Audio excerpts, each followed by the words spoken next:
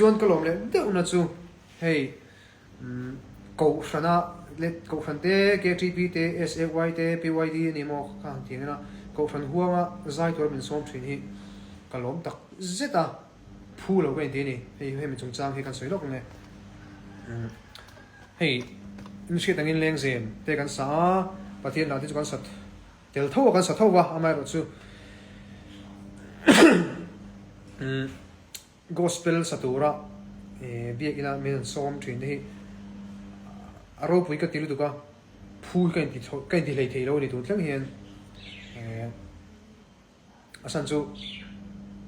ko ran ngaya chon khatiang mo khatiang sa te ka chu ki ko ran hroi tu lo ni tai la leng zem sa te po hi leng zem sa te hi ka som du em o ti kan ngai to thin ni chu tiang ka ra chuan in vai khat pe ka chu ka sei lo an ko ran hing ka sei lo ma an pastor te nen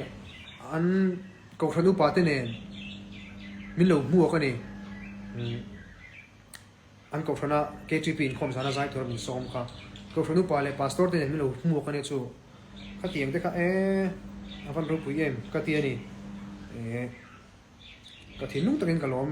vong ani ti chuan sai na hian o khang lam pang kan sei do lo ma a top nan tan a top lam pang kan hnai taw